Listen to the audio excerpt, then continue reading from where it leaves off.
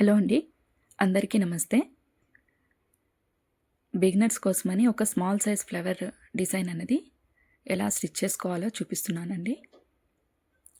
దీనికోసము small size, medium size and large size మోతీస్ని వాడాను. అలాగే గోల్డ్ కలర్ కట్ బీడ్స్ని కూడా వాడుతున్నాను. ఎంబ్రాయిడరీ థ్రెడ్తో ఈ విధంగా ఫ్రెంచ్ నాట్స్ వేస్తున్నాను. ఒక స్టోన్ అండి, ఒక పర్పుల్ కలర్ స్టోన్ ఒకటి మిడిల్లో స్టిక్ చేశాను. దాని తర్వాత రౌండ్గా ఈ విధంగా డిజైన్ వచ్చే విధంగా ఒక 3 పర్ల్స్ తీసుకొని ఈ విధంగా రౌండ్గా షేప్ ఇచ్చాను. అదేవిధంగా అక్కడక్కడ మధ్యలో ఫ్రెంచ్ నాట్స్తో వీటిల్ని డిజైన్ చేస్తూ దీని యొక్క వర్క్ డిజైన్ అన్నది కంప్లీట్ అవుతుంది. సింపుల్ డిజైన్ అండి, ఈజీగా వేసుకోవడం కోసం అని చెప్పని ఈ విధంగా సింపుల్గా చూపిస్తున్నాను. ఎలా చేయాలి అన్నది చూద్దాం రండి. ఫస్ట్ ఒక పర్పుల్ కలర్ స్టోన్ని మధ్యలో స్టిక్ చేసుకోండి. దాని చుట్టూ స్మాల్ సైజ్ మోతీస్తో ఒక లైన్ అన్నది రౌండ్గా వేసుకుంటూ వచ్చేయాలండి. ఇప్పుడు దీని తర్వాత నెక్స్ట్ లైన్కి వచ్చేసరికి ఒక కట్ బీడ్, ఒక వైట్ కలర్ పర్ల్, ఒక స్మాల్ సైజ్ మోతీ అండి గోల్డ్ కలర్ది, ఇది ఈ 3 వేసుకొని ఈ విధంగా చూపించిన విధంగా చుట్టూ కుట్టుకుంటూ వచ్చేయాలి.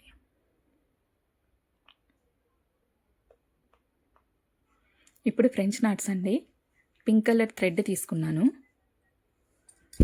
ఈ విధంగా ఫ్రెంచ్ నాట్స్ అన్నది వేసుకోండి. ఎంబ్రాయిడరీ థ్రెడ్తో ఈ విధంగా స్లోగా వేసుకోండి.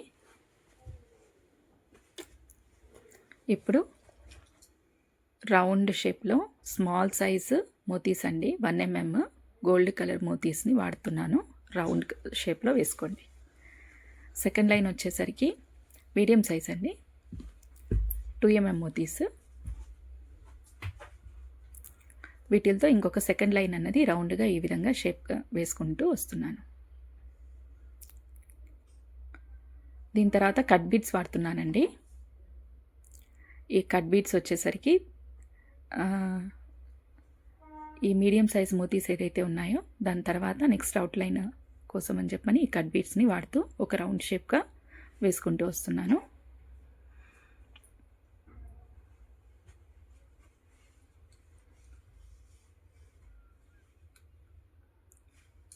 ఇప్పుడు మళ్ళీ కట్ బీడ్స్ తర్వాత మళ్ళీ same small size, medium size, large size మోతీస్తో రౌండ్గా అవుట్లైన్స్ ఇస్తూ వస్తున్నానండి. దాంట్లో స్మాల్ సైజు అనేది ఈ విధంగా వేసుకుంటూ వచ్చేయాలి.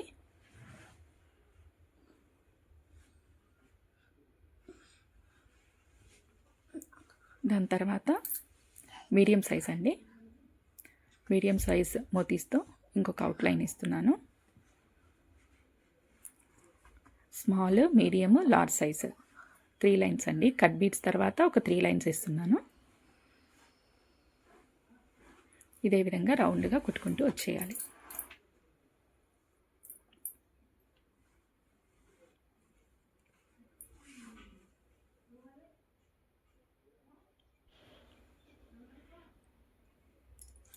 ఈ విధంగా రౌండ్గా మీడియం సైజ్ మోతీస్తో కుట్టుకోవాలండి. ఇప్పుడు బ్యాలెన్స్ పార్ట్ అంతా ఒక ట్రయాంగిల్ షేప్ వచ్చే విధంగా ఈ చిన్న చిన్న డిజైన్ అనేది వేస్తున్నాను. దీనికోసము 2 మీడియం సైజ్ మోతీస్ని, ఒక స్మాల్ సైజ్ మోతీని తీసుకొని ఈ విధంగా ట్రయాంగిల్ షేప్లో కుడుతున్నానండి. ఎంటైర్ ఏరియా అంతా ఇవే వీటితోనే ఈ స్మాల్ డిజైన్స్తోనే ఫినిష్ చేసేస్తున్నాను. ఇప్పుడు ఫ్రెంచ్ నాట్ అండి, జస్ట్ ఆ కొంచెం బార్డర్ వరకు మాత్రమే ఫ్రెంచ్ నాట్స్ వేశాను. పింక్ కలర్ థ్రెడ్ తీసుకొని ఈ విధంగా నీడిల్కి చుట్టి ఇలా డౌన్ సైడ్లో ఇట్లా పెట్టి కింద నుంచి జాగ్రత్తగా లాగేయాలండి. అంతేనండి, ఈ విధంగా ఫ్రెంచ్ నాట్స్ అనేది రెడీ అయిపోతాయి. ఇప్పుడు ఫైనల్ అవుట్పుట్ అనేది ఈ విధంగా కనిపిస్తుంది. ఒక పర్పుల్ కలర్ స్టోన్, తర్వాత స్మాల్ సైజ్ మోతీస్తో, ఆ తర్వాత ఎంబ్రాయిడరీ నాట్స్తో, తర్వాత small size, medium size, large size మోతీసు, మధ్యలో కట్ పీసెస్తో నాట్స్తో ఫ్లవర్ కంప్లీట్ అవుతుంది. రౌండ్గా అక్కడక్కడ ఫ్రెంచ్ నాట్స్ వేశాను పింక్ కలర్ ఎంబ్రాయిడరీ థ్రెడ్తో. ఆ తర్వాత బ్యాలెన్స్ పార్ట్ అంతా ఒక త్రీ మోతీస్ తీసుకున్నాను. 2 మీడియం సైజు, ఒక స్మాల్ సైజ్ మోతీ తీసుకొని ఈ విధంగా బ్యాలెన్స్ పార్ట్ అంతా కవర్ చేస్తున్నాను. ఫైనల్ లుక్ ఈ విధంగా ఉంటుంది. Thank you. Like and share, subscribe our channel.